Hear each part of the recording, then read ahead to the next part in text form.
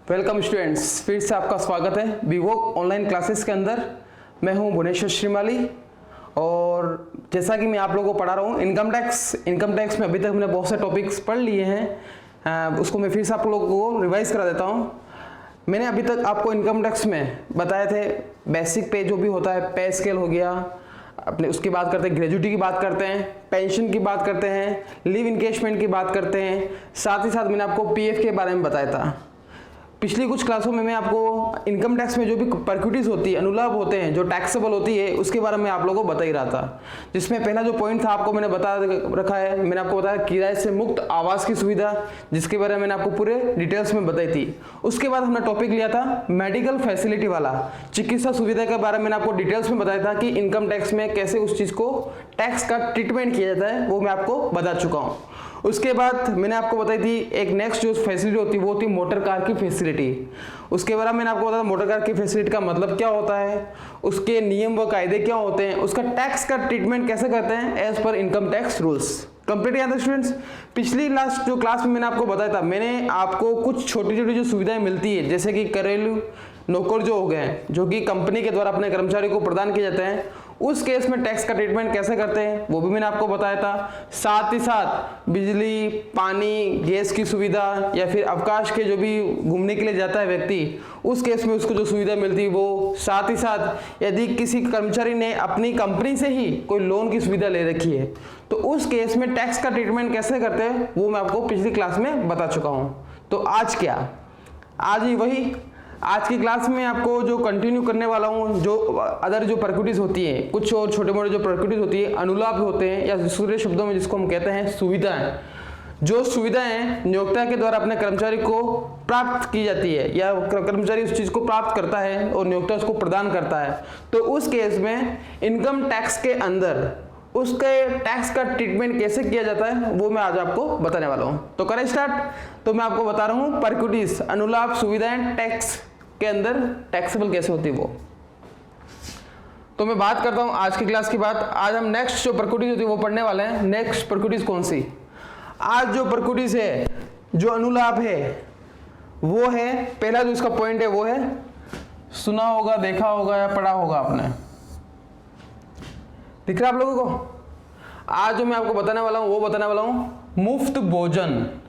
भोजन का मतलब तो खाना, नॉर्मल सी बात है। मुफ्त खाने का मतलब क्या हो गया, ये वाली बात ही हो रही। उस केस क्या होता है, अब ये क्या चीज होती है, कभी कभार क्या होता है, कोई बड़ी कंपनियां भी हो गई या फिर कुछ कंपनियां जो मध्यम स्तर की जो कंपनियां होती है वो क्या करती है, अपने जो एम्प्लॉय होते हैं उन एम्प्लॉय को खाने की सुविधा भी प्रदान करती है। खाने की सुविधा का मतलब क्या हो गया, खाने की सुविधा का मतलब ये नहीं उसको घर पे जाके दे रही है, ऐसा नहीं। मान लो कि लंच टाइम हुआ, लंच टाइम में उन्होंने कुछ खाने की व्यवस्था वो कंपनी की ओर से की जाती है, मतलब वन टाइम जो खाना अपन बोल सकते हैं वो कंपनी की ओर से अपने कर्मचारी को प्रदान किया जाता है। ये सच बात है, बहुत सारी कंपनियां इस प्रकार की सुविधाएं अपने कर्मचारी को देती है कि वो बोलते हैं कि आप घर से आपको टिफिन लेके आने की कोई आवश्यकता नहीं है, आपका जैसे लंच होता है और लंच टाइम में आपको क्या मिल जाएगा, आपका लंच मिल जाएगा, मतलब भोजन की सुविधा आपको मिल जाएगी। तो उस केस में क्या होगा, उस केस में जैसा कि मैंने आपको बताया इनकम टैक्स का मतलब क्या हो, इनकम टैक्स डिपार्टमेंट क्या होता है, नजरें गिराए रखता है, क्योंकि उस व्यक्ति को, कोई भी व्यक्ति हो सकता है, XYZ कोई भी व्यक्ति हो सकता है, उसको बेनिफिट्स कहां से हो रहे हैं, उसको पैसा कहां से मिल रहा है, उसको लाभ कहां से मिल रहा है कि हम उस पर टैक्स लगाएं। तो ये बात होती है। इनकम टैक्स की बात करता हूं मैं अब इनकम टैक्स क्या बोलता है, यदि किसी कर्मचारी को अपनी कंपनी की ओर से कोई मुफ्त भोजन की सुविधा प्रदान की जा रही है तो उस केस में उस कर्मचारी के लिए क्या हुआ, वो बेनिफिट हुआ, वो लाभ हुआ। तो क्या करेंगे, उस दशा में उसके ऊपर क्या हो जाएगा, टैक्स का ट्रीटमेंट हो जाएगा। वो कैसे होगा वो हम देखते हैं आज की क्लास के अंदर। तो आप लोग देख सकते हो इसमें एक छोटा सा एक स्क्रीन पे देख लो, फॉर्मेट नजर आ रहा होगा, उसमें मैं आपको बताऊंगा कि उसका टैक्स का ट्रीटमेंट कैसे करता है। तो जैसे कि लिख रखा मुफ्त भोजन की सुविधा अपने कर्मचारी को कंपनी की ओर से प्रोवाइड हो रही है, उस केस में क्या होगा, ये बोल रहा है कार्यकालीन समय में चाय, कॉफी, स्नैक्स दिए जाने पर। अब ये क्या चीज होती है, नॉर्मली आपको पता है किसी भी ऑफिस में, चाहे आप में से बहुत सारे विद्यार्थी ऐसे होंगे जिन्होंने नौकरी कर रखी होगी, नौकरी कर रहे होंगे या फिर आने वाले समय में नौकरी करेंगे, ऐसे ही होगी, कंडीशन ऐसी होगी। तो उस केस में क्या होगा, कंपनी की ओर से ये फिक्स है कि चाय मिलती है। बहुत से 99% की बात करता हूँ, 99% की जगह क्या होती है, कंपनी की ओर से अपने कर्मचारी को दी जाती, चाय कॉफी प्रदान की जाती कम से कम एक समय, तो ये फिक्स होता ही होता है।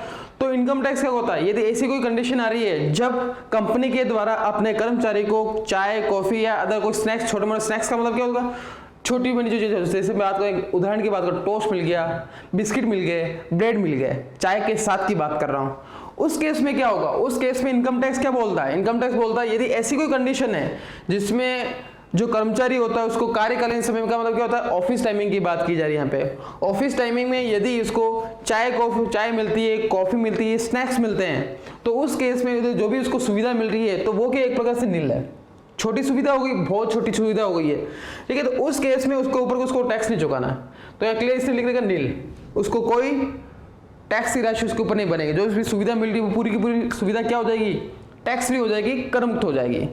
कंप्लीट स्टूडेंट तक। फिर बात करते हैं पॉइंट नंबर 2 की बात करते हैं। ये बोल रहा है दूरस्थ स्थानों पर या समुद्र पार स्थान पर मुफ्त भोजन व गैर अल्कोहल पेय प्रदान करने पर। दूरस्थ स्थानों पर का मतलब क्या होगा, यदि कोई कंपनी है, उस कंपनी की ब्रांच, एक तो home town branch home branch होती है, एक क्या होती है आउट ऑफ ब्रांच भी होती है, आउट ऑफ होम की बात कर सकता हूँ, ठीक है। तो उस केस में मान लो आप में से कोई विद्यार्थी ऐसा है जिसकी एक अच्छी कंपनी में नौकरी लगी, उसका जो मेन जो ब्रांच है वो है, समझ लो कि राजस्थान के जयपुर के अंदर स्थापित है, आगे बढ़े, राजस्थान में जयपुर में स्थापित है।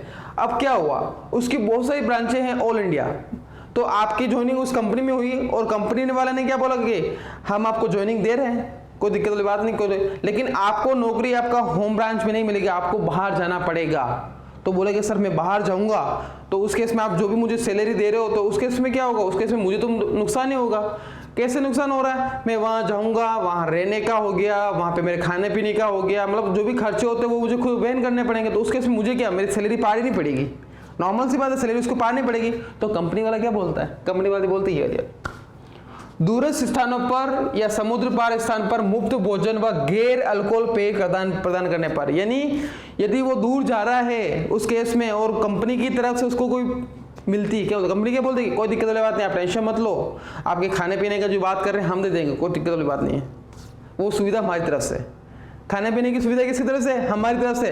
देखो रहने की सुविधा के बारे में मैंने आपको पिछली क्लास में बताया था, किराए से मुक्त रहने की आवास की सुविधा, याद आया, RFA, वो मैं आपको पहले बता चुका हूं। अब मैं बात किसकी कर रहा हूं, यहाँ पे भोजन की बात कर रहा हूं, खाने की बात कर रहा हूं। तो ऐसी कोई कंडीशन है जब वो आउट ऑफ स्टेशन होता है या आउट ऑफ होम ब्रांच होता है, तो उस केस में उसको जो सुविधा मिल रही है, भोजन की सुविधा मिल रही है, तो as per income tax rules वो जो भी राशि उसको कंपनी की ओर से उस कर्मचारी को मिलती है, मिलती तो सुविधा रही, लेकिन इनकम टैक्स क्या बोलता है, बाहर रह रहा बंदा, तो हम उस पर कोई टैक्स नहीं लगाएंगे। तो जो लाभ का जो मूल्य हो जाएगा, एक प्रकार से देखा जाए तो जो सुविधा का मूल्य एक प्रकार से वो शून्य मानेंगे, मतलब उसके ऊपर कोई टैक्स नहीं चुकाना। आगे बस में इसमें एक चीज ये भी है, गैर अल्कोहल पेय पदार्थ करने पर, अल्कोहल का मतलब क्या होता है, वाइन, शराब वगैरह होती है, और ऐसी सुविधा कंपनी की ओर से प्रदान की जा रही है अपने कर्मचारी को, तो उस केस में वो टैक्सेबल की श्रेणी में आ जाएगा। लेकिन गैर अल्कोहल का मतलब क्या होगा, जिसमें अल्कोहल नहीं है, तो उस केस में अब अल्कोहल को क्या होता है, कोल्ड ड्रिंक हो गया, लस्सी हो गई और दही हो गया, छाछ हो गया, ऐसी चीज़ की बात कर रहा हूँ जिसमें अल्कोहल नहीं होता है, तो उस केस में यदि वो उसको प्रदान किया जा रहा है तो वो क्या हो जाएगा, नॉन टैक्सेबल है, मतलब इसी के अंदर वो जुड़ा हुआ है। कंप्लीट यहाँ तक। तो ये तो बात हो गई पॉइंट नंबर 1 और 2 की। पहला पॉइंट क्या था, चाय कॉफी स्नैक्स मिल रहा है तो कोई टैक्सेबल राशि नहीं होगी, और यदि वो दूरस्थ स्थानों पर जा रहा है और उस केस में उसको ये प्रकार की सुविधा मिल रही है तो भी उसके लिए वो टैक्सेबल नहीं होगी। तीसरे पॉइंट की बात करते हैं, कार्यालय समय में व्यावसायिक स्थान पर भुगतान किए गए व अहस्तांतरणीय कूपनों के द्वारा मुफ्त भोजन व गैर अल्कोहलिक पदार्थ नियोक्ता द्वारा प्रदान करने पर। अब क्या हो गया, ऑफिस टाइमिंग की बात करते हैं। अब मैं बात करता हूँ आउट ऑफ स्टेशन या आउट ऑफ होम ब्रांच की बात नहीं कर रहा हूँ, मैं आपके बात हूँ जहाँ पर है होम ब्रांच। जैसे मैंने उदाहरण दिया था, राजस्थान में कोई कंपनी है, बहुत बड़ी कंपनी है, उसका ऑफिस कहाँ है, जयपुर के अंदर, आप भी जयपुर के रहने वाले हो और आप उसी ऑफिस में क्या कर रहे हो, नौकरी कर रहे हो आगे पास में, और उस नौकरी के दरमियान आपको क्या मिलती है, भोजन की सुविधा मिल रही है। अब भोजन की सुविधा का मतलब क्या हो गया, इसने क्लियर लिख रहा, कार्यालय समय में व्यवसायिक स्थान पर भुगतान किए हुए व अहस्तांतरित कूपनों के द्वारा मुफ्त भोजन व गैर अल्कोहलिक पदार्थ नियोक्ता द्वारा प्रदान करने पर। अब क्या होता है, वाउचर बोलते हैं, जैसे मैंने आपको बताया था, अब उसमें कूपन दे देगा। क्या होता है, नॉर्मली भी कंपनीज में क्या होता है, टोकन की सुविधा होती है।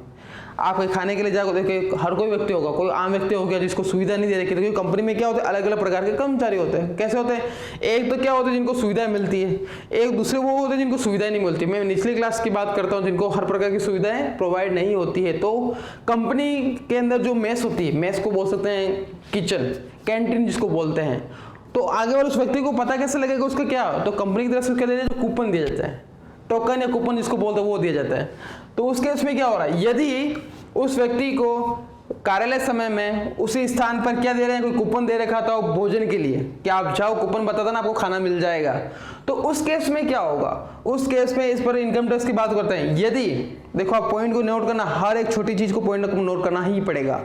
ये बोलता है यदि ऐसी कोई कंडीशन है, उस केस में आपको टैक्स का ट्रीटमेंट कैसा करना पड़ेगा, ऐसा करना पड़ेगा। यदि उस जो भी खाने की भोजन की बात करते हैं, यदि उसका मूल्य 50 रुपए से कम है, नोट करना इस चीज को, यदि उस थाली की वैल्यू जो खाना मिल रहा है उस खाने की वैल्यू 50 रुपए से कम है,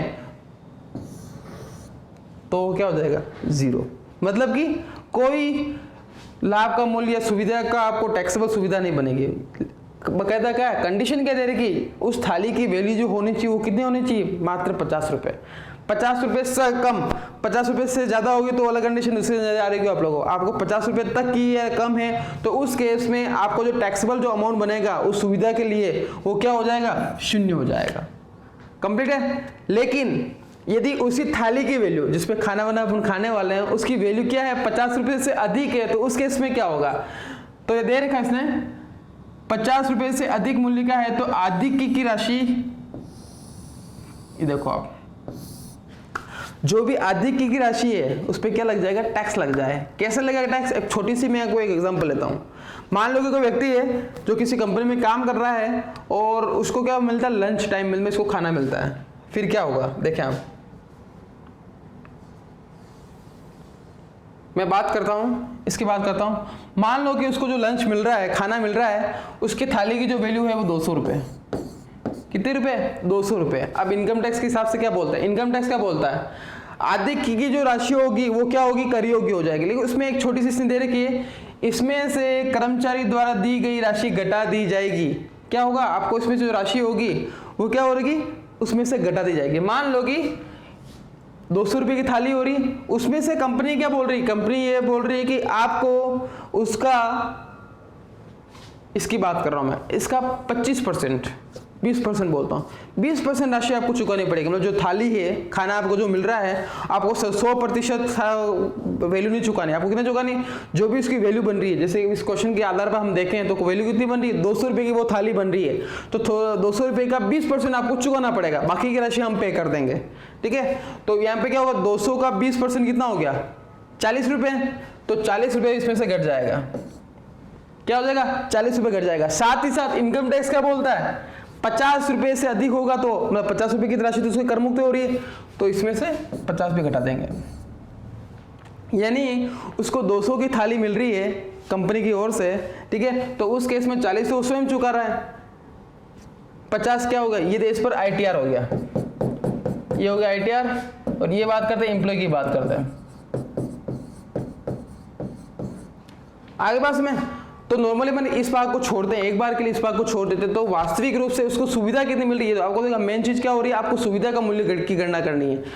200 रुपये की थाली थी, उस 200 रुपये में से कर्मचारी का भुगतान कितना हो रहा है, 40 रुपये का। कर्मचारी जो पे कर रहा है वो कितना कर रहा है, 40 रुपये कर रहा है। यानी कंपनी के द्वारा, यानी नियोक्ता के द्वारा अपने कर्मचारी को जो सुविधा का मूल्य की गणना करते हैं, नॉर्मली देखा जाए तो 160 रुपये का हो रहा है। 200 में से 40 गया तो कितना बचा, 160 बचा। 160 रुपये कंपनी की ओर से उस कर्मचारी को या फिर कर्मचारी के लिए भुगतान कर दिया जाएगा, किसकी ओर से, कंपनी की ओर से। तो इनकम टैक्स क्या देखता है, इनकम टैक्स देखता है उस व्यक्ति को, उस कर्मचारी को लाभ कितना हो रहा है, सुविधा कितनी मिल रही है। तो नॉर्मल सी बात है, 200 में से 40 गया तो उसको 160 रुपये की क्या मिल रही, सुविधा मिल रही है। कितने रुपए की, 160 रुपये की सुविधा मिल रही है। तो यदि क्लियर शब्दों में, सामान्य शब्दों में देखा जाए तो 160 रुपये उसके लिए क्या हो जाएंगे, टैक्सेबल हो जाएंगे। कितने रुपए, 160 रुपये। लेकिन इनकम टैक्स ने क्या बोल रखा है, यदि प्रति भोजन 50 रुपये से अधिक मूल्य का है तो ये अधिक की राशि, मतलब कि इससे अधिक की राशि, यानी 50 रुपये का बेनिफिट भी उनको मिल जाएगा। तो आप देखें कैसे हो गया, 200 में से 40 गया, कितना बचा, 160 जो कंपनी प्रोवाइड करेगी। ठीक है, तो कंपनी का खर्चा वहाँ वो अपनी कंपनी अपने खर्चे में लिख देगी उसको। अब मैं बात करता हूँ कर्मचारी की। अब कर्मचारी के लिए राशि कितनी टैक्सेबल होगी, वो कितनी निकालेंगे, 160 रुपये हो गया जो सुविधा मिली थी वो, उसमें से 50 रुपये क्या हो गया एज पर रूल्स, जो कि माफी होती है, तो उसके जो सुविधा का जो मूल्य होगा वो कितना हो जाएगा, लाभ मूल्य, वो हो जाएगा 110 रुपये। आ रहे पास में, मैं एक बार फिर से इसको रिवाइज करा देता हूँ। मान लो कोई कर्मचारी है जिसे लंच टाइम में खाना मिलता है और उसके खाने की जो वैल्यू यानी उस थाली की जो वैल्यू है यदि वो 50 रुपये तक या 50 रुपये से कम है, तो उस केस में वो उसकी जो भी सुविधा मिल रही है वो उस पर उसको कोई टैक्स नहीं चुकाना है। आरी बस में कंपनी को साइड में लिख देना आप लोग लगे, मैं अपने कर्मचारी की बात कर रहा हूँ, ये तो होगी 50 रुपये से कम मूल्य पे होने पड़ रहा है। लेकिन जो खाना मिल रहा है उस थाली की जो वैल्यू है, खाने की जो वैल्यू वो 50 रुपये से अधिक है, तो उस केस में क्या होगा, उस केस में नियम बोलता है ये वाला नियम। कौन सा है, जो थाली की वैल्यू है वो, जो थाली की वैल्यू है वो उसमें से घटा दो। क्या घटाना है, जितनी राशि कर्मचारी द्वारा दी जाएगी वो, और घटाना है साथ ही साथ एज पर रूल्स कितने रुपए घटाना है, 50 रुपए घटा देना है। आगे बस में तक तो कैसे हो जाएगा। अब देखें आप लोग, जो थाली की वैल्यू की बात करी थी, तो इस क्वेश्चन में आप लोग देखें 200 रुपए की थाली थी, मैंने क्या बोला, एज पर रूल्स। रूल्स कुछ भी हो सकता है, कंपनी ने रूल्स, मान लो उस कंपनी ने उस कर्मचारी पे रूल्स बना रखा 20% आपको देना, जो भी थाली की वैल्यू होती है इसका 20% आपको पे करना पड़ेगा। तो मेरी थाली की वैल्यू इस क्वेश्चन के इस उदाहरण में कितनी है, 200 रुपये। 200 रुपये का 20% कितना हो गया, 200 रुपये का 20% हो गया 40 रुपये। आरी बस में, तो 200 में से 40 घटा देंगे, साथ ही साथ हम 50 भी घटाने वाला है। क्यों, एज पर रूल्स के हिसाब से हम क्या निकाल रहे हैं, करियों की सुविधा का मूल्य निकाल रहे हैं। तो उस केस में क्या हो जाएगा, 200 में से 40 भी गया और 50 भी गया, तो कितना हो गया 110 रुपये। कंप्लीट है, 200 में से 40 घटा दिया, ये हो गई नियोक्ता व कर्मचारी की बात। किसकी बात होगी, नियोक्ता व कर्मचारी की बात होगी। इसमें से ये हो गया तो कितना आ गया 118 हो गया, माइनस ये होगी इनकम टैक्स की बात। कंप्लीट है, तो यहाँ पे कितना आ गया, थाली की जो टैक्सेबल जो थाली की वैल्यू है उस व्यक्ति के उस कर्मचारी के लिए जो टैक्सेबल अमाउंट होगा वो कितना हो जाएगा, 110 रुपये हो जाएगा। कंप्लीट है यहाँ तक। ये तो बात होगी किसकी, खाने की बात होगी। अब हम बात करते हैं नेक्स्ट पॉइंट की, अन्य दशा में। ये बोल रहा है अन्य दशा में क्या होगा, अन्य दशा की बात करते हैं। नियोक्ता द्वारा दिया गया वास्तविक व्यय माइनस कर्मचारी से लिया गया धन। जो कोई दूसरी दशा होगी, दूसरी कंडीशन कौन सी भी होगी, अब कंडीशन बहुत सारी कंडीशन हो सकती है, शाम के डिनर की बात करते हैं, फिर दूसरी कंडीशन की बात करते हैं, तो वो वाली बात हो रही है। तो उस केस में क्या होगा, जो भी खर्चा होता है और उसका भुगतान कौन कर रही है, कंपनी कर रही है, और कुछ भाग कौन ले रहा है, कहाँ से ले रहा है, वो कर्मचारी से ले रहा है। तो वो गणना कैसे करेंगे, नियोक्ता के द्वारा गया वास्तविक व्यय, जो भी कंपनी खर्चा करती है वो, उसमें से क्या घटा देंगे अपन, कर्मचारी से लिया गया धन। हो गया, जैसे 500 रुपये का खर्चा किया, 500 में से जैसे मैं आपको बोल हमेशा क्या बोल रहा हूँ, 20% क्या बोल रही है कंपनी, बोल रही है आपको पे करना पड़ेगा। तो 500 का 20% कितना होता है, 100 रुपया, 100 रुपये होता है। तो 500 में से अपन 100 रुपये घटा देंगे तो बच्चा कितना, 400। वो 400 रुपये क्या हो जाएंगे, उस कर्मचारी के लिए क्या हो जाएंगे, टैक्सेबल हो जाएंगे। कंप्लीट है, बस नॉर्मल से बता। आपको एक चीज का ध्यान रखना, एक ट्रिक बता रहा हूँ आप लोगों को, बड़े बड़े जो भी टैक्स के जो ट्रीटमेंट है वो मैं आप लोगों को बता चुका हूँ, बता दिया। अब छोटे छोटे जो सुविधाएं उसको प्रदान की जाए, तो उस केस में आपको करना है क्या, उस केस में एक छोटा सा काम ही करना है आपको। क्या करना है, जो राशि बन रही है उस राशि में से नियोक्ता कितना दे रहा है और कर्मचारी कितना दे रहा है।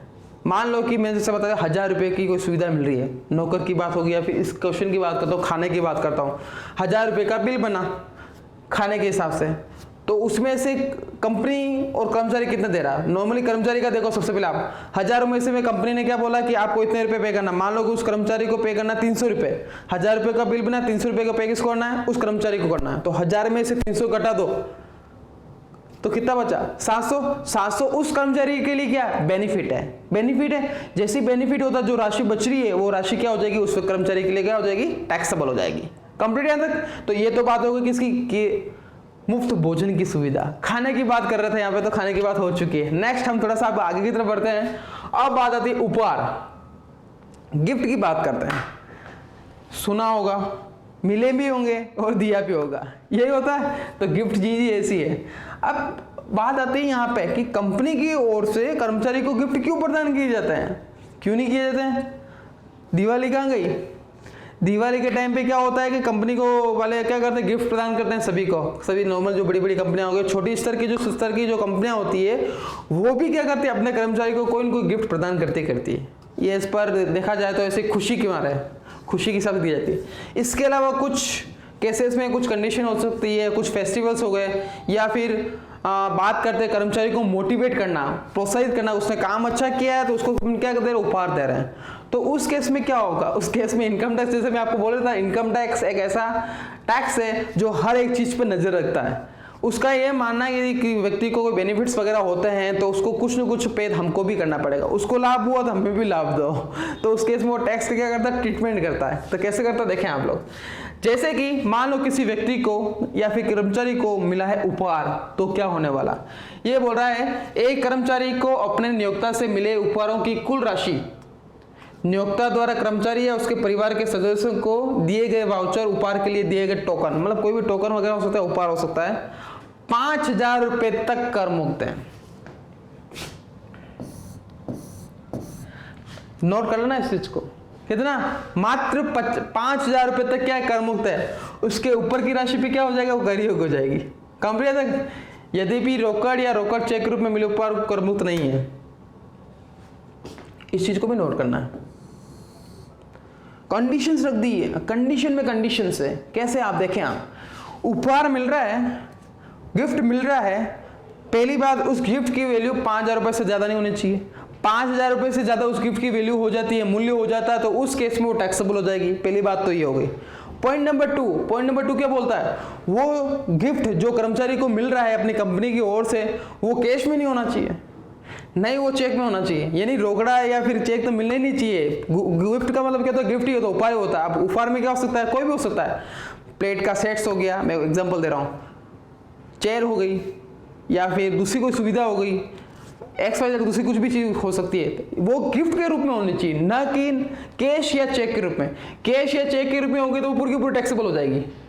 क्या हो जाएगी, वो टैक्सेबल हो जाएगी। कर मुक्त नहीं है मतलब क्या हो गया, टैक्सेबल है, वो कर योग्य नहीं है तो है।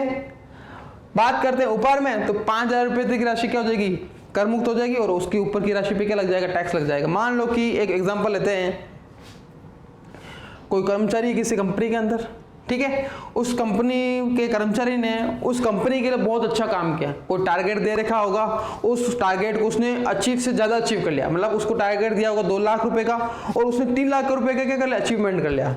तो कंपनी वाला भी खुश, कंपनी भी खुश हो जाएगी और उस व्यक्ति भी खुश हो जाएगा। फिर कंपनी क्या सोचती है, यदि इस पर्सन में कुछ एबिलिटी है, योग्यता है, तो वो क्या सोचता है, नहीं यार इसको मैं यदि मोटिवेट करूं, कंपनी सोच रही है मोटिवेट करूं, तो हो सकता है आज इसने 3 लाख का मेरे को धंधा दिया था, आने वाला समय में हो सकता है 5 लाख का धंधा भी दे दे। तो कर्मचारी को मोटिवेट करने के लिए उसने क्या बोला, चलो आपने क्या करा, 3 लाख रुपए का आपने रिकवरी की है, तो बिजनेस किया, टारगेट अचीव किया है, तो क्या करते हैं, हम आपको एक टीवी दे देते हैं। सुनना मेरी बात को, क्या देते हैं, टीवी देते हैं। तो कर्मचारी खुश हो गया, अरे यार टीवी मिल रही है मेरे को। तो अब नॉर्मली हम बात करते हैं, मार्केट में हम जाते हैं तो एक अच्छा टीवी लेने जाते हैं, अच्छा टीवी लेने, तो कम से कम अच्छा टीवी जो होता है, स्मार्ट टीवी की बात करते हैं, LCD या LED की बात करते हैं, तो कम से कम उसकी वैल्यू बात के चलते हैं वो होती है, मान के चलो 20,000 उसकी वैल्यू होगी, एक का मूल्य कम से कम मान के चलो 20,000 तो होगा। आ रही बात समझ में, तो 20,000 उसको टीवी मिल रहा है, तो वो खुश हो गया और कंपनी भी उस चीज से खुश है। अब मैं बात करता हूं कंपनी और कर्मचारी की तो बात होगी, अब मैं बात करूं इनकम टैक्स की बात करूं। इनकम टैक्स क्या बोलता है, इनकम टैक्स ये कहता है यदि किसी कर्मचारी को नियोक्ता की ओर से कोई उपहार दिया जा रहा है और उसका मूल्य यदि 5,000 रुपए से अधिक है, तो जो भी राशि बन रही है वो क्या हो जाएगी, टैक्सेबल हो जाएगी। देखो इसमें क्लियर लिख रखा है, देखें आप लोग, इससे अधिक राशि होने पर यह कर योग्य होगी। आ रही बात में, तो 20,000 तो वैल्यू हो गई इसकी है, तो वैल्यू देखा जाए तो ज्यादा ही है, तो इनकम टैक्स क्या बोलता है, ज्यादा मिल रही है, टीवी मिल रही है, 20,000 की वैल्यू है, तो 5,000 रुपए से ज्यादा है, तो ऊपर जो राशि बन रही वो क्या हो जाएगी, टैक्सेबल हो जाएगी। आ रही है उसमें, तो यहाँ पे क्या हो जाएगा, इसमें से इसको घटा देंगे, क्या करेंगे, इसमें से इसको घटा देंगे, ये टीवी की वैल्यू है, कंपनी ने अपने कर्मचारी को उपहार दिया, गिफ्ट दिया, जिसकी वैल्यू कितनी मार्केट में अंदर 20,000 रुपए, ठीक है, 20,000 रुपए लिखा। माइनस मैंने क्या किया, as per rules, income tax rules के हिसाब से क्या होता है, इनकम टैक्स रूल्स बोलता है 5,000 रुपए तक की राशि क्या है, कर मुक्त है। तो मैंने 20,000 में से क्या कर दिया, 5,000 को घटा दिया, तो जो टैक्सेबल जो अमाउंट बन जाएगा वो कितना बन जाएगा, कितना बन जाएगा, वो 15,000 रुपये बन जाएगा। मतलब कि जो सुविधा मिली है, उपहार जो उसको मिला है, उसके हिसाब से देखा जाए तो 15,000 की राशि पे उसको क्या चुकाना पड़ेगा, टैक्स चुकाना पड़ेगा, कर चुकाना पड़ेगा। आगे बस स्टूडेंट्स, ये तो बात होगी किसकी, उपहार की बात होगी। अब दूसरी बात होती है यहाँ पे इनकम टैक्स बोलता क्या है, इनकम टैक्स ये बोलता है यदि उस व्यक्ति को 20,000 की टीवी की जगह 20,000 का कैश ही मिल गया होता या उसको चेक ही मिल गया होता, तो उस केस में क्या होता, उस केस में कुछ नहीं होता। उस केस में क्या होता, आपको पूरी की पूरी राशि भी क्या चुकाना पड़ता, टैक्स चुकाना पड़ता। कोई राशि कर मुक्त नहीं है। यहाँ पे मैंने 5,000 माइनस भी किया, तो 20,000 में से 5,000 गए तो 15,000 क्या हो गया, क्या हो गया, 15,000 रुपये, 15,000 हुआ टैक्सेबल, केवल 15,000 ही हुआ। लेकिन मैं बात करता हूँ जिसको कैश मिलता, तो जो 20,000 रुपये उसको मिल रहा था, वो पूरी की पूरी राशि क्या हो जाती, टैक्सेबल हो जाती। कंप्लीट है। ये तो बात हो गई उपहार की बात। बड़े हम आगे की तरफ नेक्स्ट पॉइंट जो बात करता हूँ वो बात करता हूँ क्रेडिट कार्ड की बात। अब क्रेडिट कार्ड देखा होगा, क्रेडिट कार्ड आप में से बहुत सारे व्यक्तियों के पास क्रेडिट कार्ड होगा भी सही। अब क्रेडिट कार्ड क्या होता है, क्या होता है क्रेडिट कार्ड, क्रेडिट कार्ड भी एक प्रकार का एटीएम ही होता है, या फिर दूसरे शब्द में बोलता हूँ तो एटीएम डेबिट कार्ड जो होता है, आप लोग सभी के पास एटीएम डेबिट कार्ड होगा। डेबिट कार्ड में क्या होता है, जितना खाते में पैसा होगा उतना ही पैसा अपन विड्रॉल कर सकते हैं या फिर उसका उपयोग कर सकते हैं, बराबर है, ये होता है। ये तो हो गया डेबिट कार्ड की बात करते हैं। अब मैं बात करता हूँ क्रेडिट कार्ड की बात करता हूँ। अब क्रेडिट कार्ड क्या होता है, क्रेडिट कार्ड एक ऐसी, क्रेडिट का मतलब उधार, क्या होता है, उधार। अब उसका मतलब क्या होता है, उधार क्रेडिट कार्ड का अंदर मतलब होता है यदि आपके खाते में पैसे हाल फिलहाल में नहीं है, 8% में नहीं है, तो भी क्या होता है, कंपनी की ओर से क्या होता है, ऑथराइज वो कार्ड होता है जिसको हम क्रेडिट कार्ड कहते हैं। आप उस चीज़ से क्या कर सकते हो, जो भी खरीदारी करनी हो, पेट्रोल को बिल पे करना हो या दूसरे बिल पे करने हो, दूसरी शॉपिंग करनी हो, तो आप उस कार्ड के थ्रू कर सकते हो, ठीक है। और उस राशि को आप बाद में 15 दिन बाद, 20 दिन बाद, 1 महीने बाद अंदर चुका सकते हो। मतलब आपको 1 महीने की फैसिलिटी मिल गई उधार की कंपनी की ओर से। आगे पास में तो वो होता है क्रेडिट कार्ड। बहुत सारे स्टूडेंट्स आपके पास होगा, आप में से बहुत सारे व्यक्तियों के पास क्रेडिट कार्ड भी होगा। अब सोचते हैं जिसके पास नहीं तो क्या करें, तो ये जो सुविधा होती है हर किसी व्यक्ति को नहीं मिलती है। सबसे पहले बैंक में जो होती है, हम बैंक की बात करते हैं, डेबिट कार्ड तो सबको मिल जाएगा। क्रेडिट कार्ड के लिए सबसे पहले बैंक वाला देखता है कि उसका जो है सिविल स्कोर कितना है, सिविल स्कोर जो होता है वो कितना है, उसके बैंक के अंदर कितने ट्रांजेक्शन हो रहे हैं, इनकम कितनी हो रही है, आउटगोइंग कितनी हो रही है, इनकमिंग और आउटगोइंग दोनों को देखता है। उसके बाद उस चीज़ को फैसिलिटी मिलती है। अब मान लो कि कर्मचारी है, उसके पास क्रेडिट कार्ड नहीं है, लेकिन कंपनी को पता है वो कर्मचारी मेरे लिए अच्छा है, जैसे मैंने बताया वो 3 लाख वाला कर्मचारी है, वो अच्छा है उसके लिए, और उसके पास क्या क्रेडिट कार्ड नहीं है, तो कंपनी ने क्या बोला, कोई दिक्कत नहीं है, आप हमारे क्रेडिट कार्ड उपयोग लो, आपको जो भी काम करना है, भले ऑफिशियल यूज़ के लिए हो, भले पर्सनल यूज़ के लिए हो, आप मेरे क्रेडिट कार्ड लो और पेमेंट आप करते रहना। सुनना मेरी बात को ध्यान से, पेमेंट आप करते रहना, हम पेमेंट नहीं करेंगे। ये तो बात होगी पॉइंट नंबर 1 हो गई।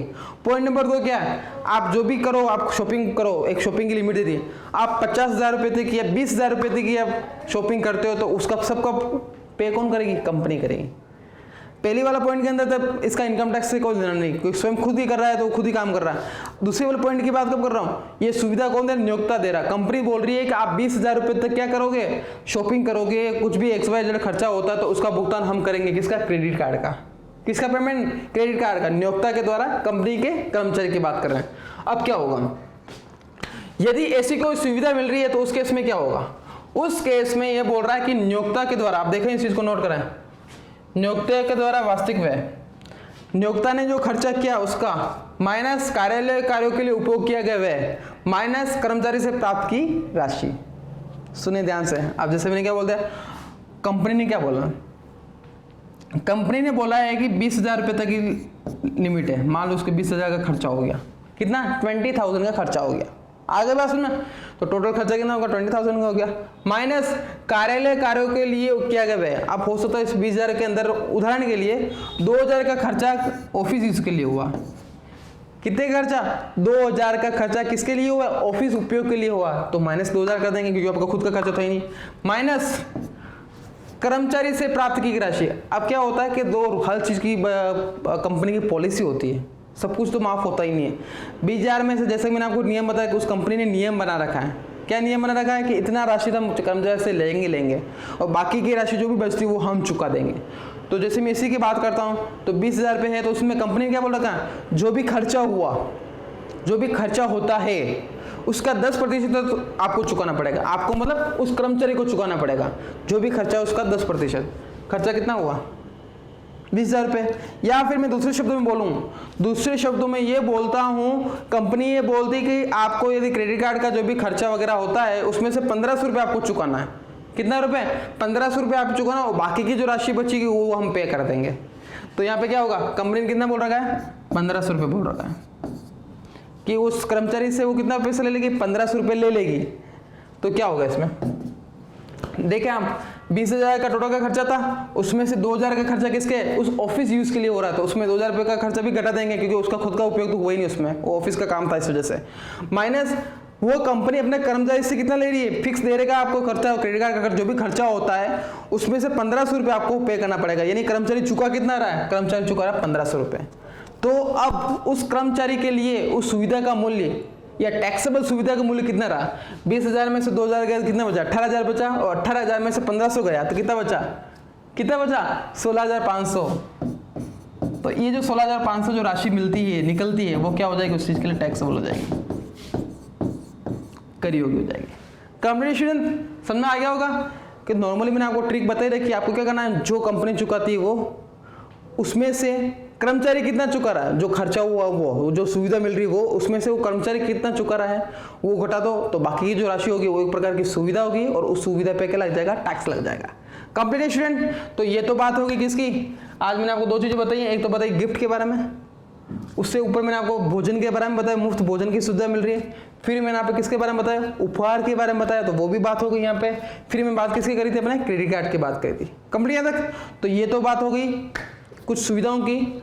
आने वाली क्लास के अंदर मैं नेक्स्ट जो सुविधा होगी, क्लब या हो गए या फिर दूसरे जो भी सुविधा होती है उस बारे में आप लोगों को बताऊंगा, ये बताऊंगा मैं आपको आने वाली क्लासों के अंदर। तब तक आपको इस चीज़ को फिर से देखना है और समझना है कि सुविधाओं में क्या होता है। ट्रिक मैंने आपको बता दी, क्या बताइए, जो खर्चा हो वो उसमें से कर्मचारी से जो प्राप्त हो रहा हो वो वाले। कंप्लीट है, तो हम आज की क्लास को यही समाप्त करते हैं और आने वाली क्लास को इसी को हम कंटिन्यू करेंगे। तब तक के लिए धन्यवाद।